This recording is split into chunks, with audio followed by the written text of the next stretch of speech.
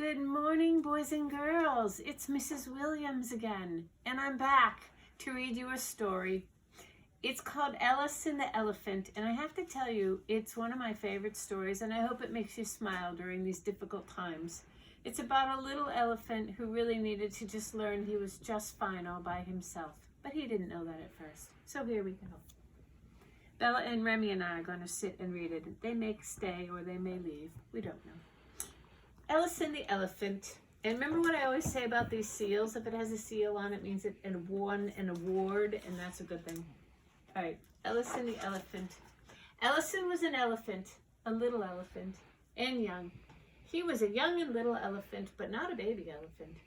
His sisters and his friends could all make their trumpet blasts like other elephants, but not Ellison.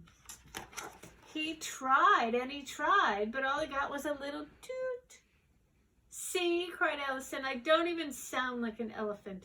Ellison, I love your sound, his mother insisted. It sounds like you. Well, I don't want to sound like me, Ellison answered. I want to make a trumpet sound like everyone else. Ellison's mom got very close and touched him gently with the tip of her tongue. Ellison, you are not an ordinary elephant. No, sir, you are extraordinary. Even your name is unusual. All the greatest elephants in history were unusual. That's what made them great. But they tease me, Mom. Oh, now, Ellison, one day they'll all want to be like you. In the meantime, you're an elephant. You need to have a thick skin. With this, she gave him a motherly squeeze. Together they walked down to the watering hole, trunk in trunk, where all the other elephants were bathing. Ellison liked it when his mom washed his back, but when she sprayed under his chin, the ticklish elephant, Ellison giggled and squirmed.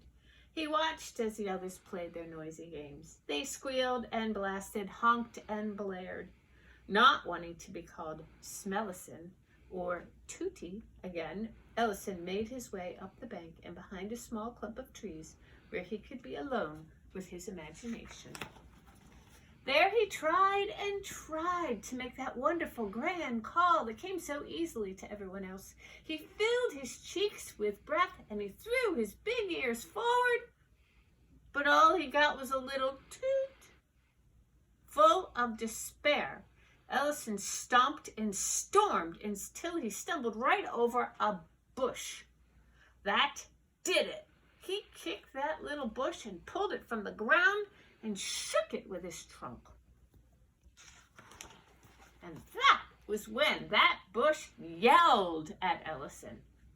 What do you think you're doing? Leave me alone, you elephant.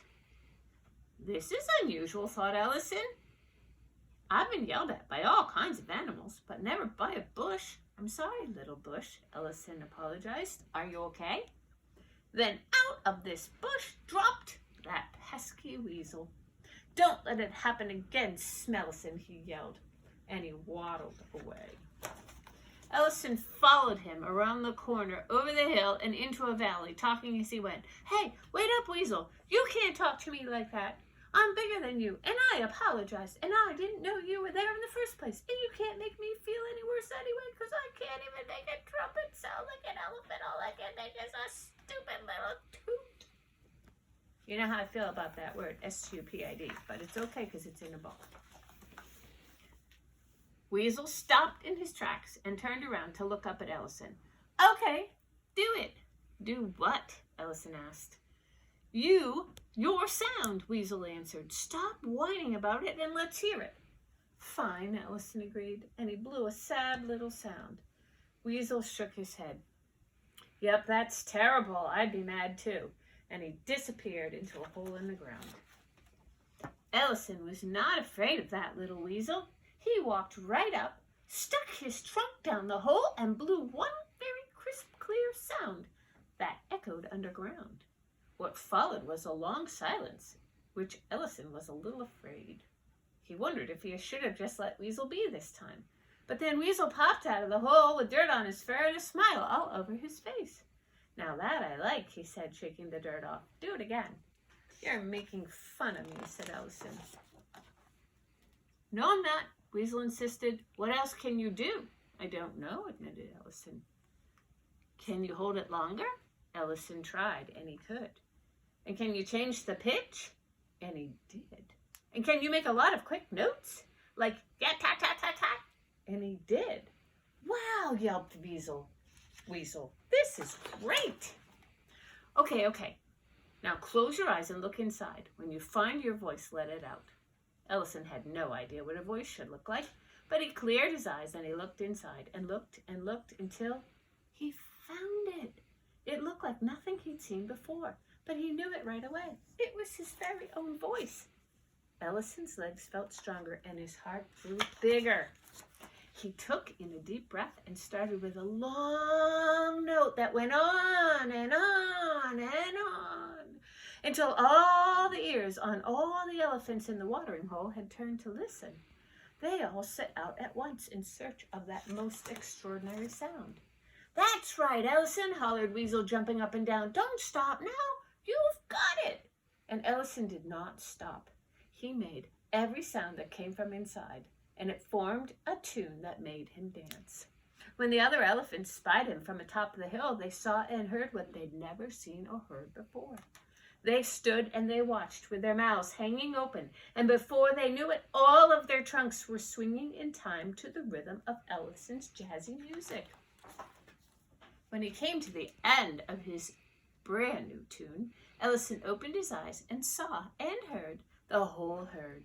They rushed downhill to see the elephant who had invented music. Leading the pack was Ellison's mom, beaming from one ear to the other. How'd you do it, Ellison? I had help, Mom, from Weasel. Weasel? Asked Mom. Your imaginary friend?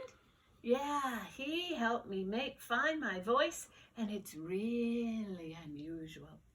Edna, Eleanor, and Eli crowded in next to Ellison, begging, teach us, please. Everyone wanted to be as unusual as Ellison. All of the elephants and some of the other animals, too, danced along and kept rhythm while Ellison played his jazz trunk. When the sun went down, the lightning bugs lit up the darkness. All night long, animals came from everywhere to hear the unusual elephant with the extraordinary sound. And there he is. So, girls and boys, we might not know it, but we all have something very special inside of us. So make sure you pay attention. And during these times when we can't go anywhere anyway, you might want to think about what makes you special and what makes you unusual.